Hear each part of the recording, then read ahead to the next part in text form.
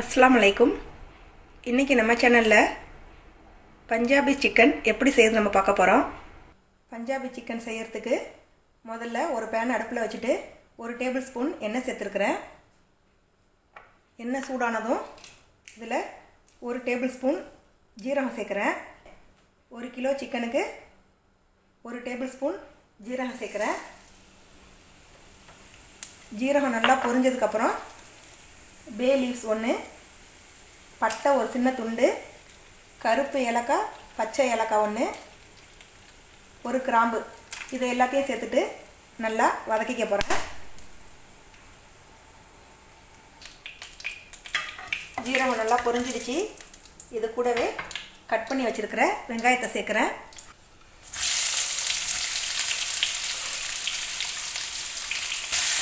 வெங்காயத்தை நல்லா பொன்னிறமாக வதக்கி எடுத்துக்கோங்க. வெங்காயம் கொஞ்சம் வதங்கினதுக்கு அப்புறம் ஒரு மீடியம் சைஸ் தக்காளி கட் பண்ணி வச்சுருக்கிறேன், அதை சேர்க்குறேன். சேர்த்துட்டு ரெண்டையும் பச்சை வாசனை போகிற வரைக்கும் வதக்கி விட்டுருங்க.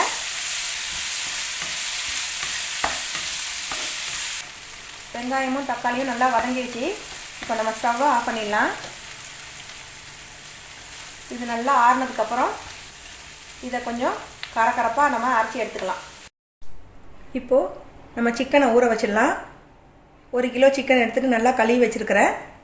இதில் 1/2 கப்பு தயிர் சேர்க்குறேன். 1 டேபிள் ஸ்பூன் மல்லித்தூள், உங்கள் காரத்துக்கு தகுந்த அளவு மிளகாத்தூள், கொஞ்சமாக மஞ்சத்தூள், மஞ்சத்தூளை விட கொஞ்சமாக ஜீரகத்தூள் சேர்க்குறேன். தேவையான அளவு உப்பு சேர்த்துட்டு இது 1/2 மணி நேரம் நம்ம ஊற வச்சு எடுத்துடலாம்.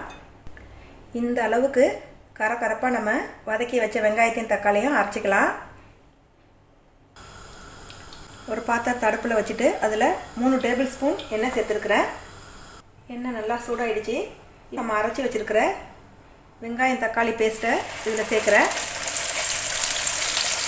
பச்சை வாசனை போகிற வரைக்கும் வதக்கி விட்டுருங்க. பேஸ்ட் நல்லா வதங்கினதுக்கு அப்புறமா நம்ம ஊற வச்சுருக்க சிக்கனையும் இதில் சேர்த்துடலாம்.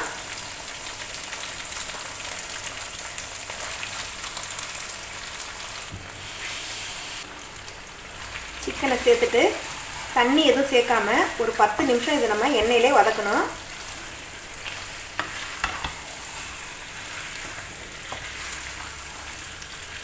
பச்சை வாசனை போகிற வரைக்கும் இதை நம்ம வதக்கணும். அது வரைக்கும் தண்ணி சேர்க்கக்கூடாது.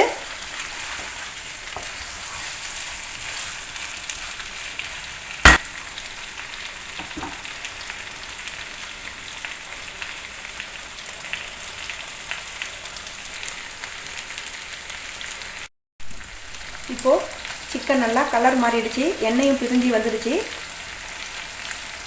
இதில் 1/2 கப்பு தண்ணி சேர்க்குறேன்.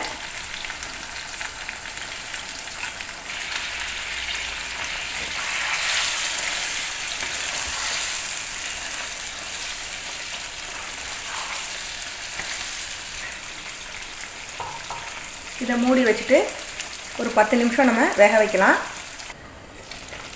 சிக்கன் இப்போது நல்லா வெந்துடுச்சு. அடுப்பை சிம்மில் வச்சுட்டு இதில் கொஞ்சமாக கரம் மசாலா சேர்த்துக்கோங்க. அது கூடவே கசூரி மேத்தியை இதை மாதிரி லைட்டாக க்ரஷ் பண்ணி தூவி விட்டுருங்க. இப்போ நம்ம ஸ்டவ் ஆஃப் பண்ணிடலாம்.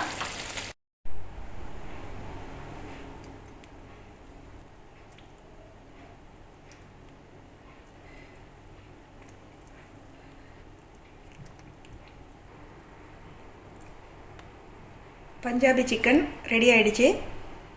இந்த ரெசிபியை நீங்களும் வீட்டில் ட்ரை பண்ணி பாருங்கள். இன்ஷா அல்லாஹ் அடுத்த வீடியோவில் சந்திக்கிறேன். அஸ்ஸலாமு அலைக்கும்.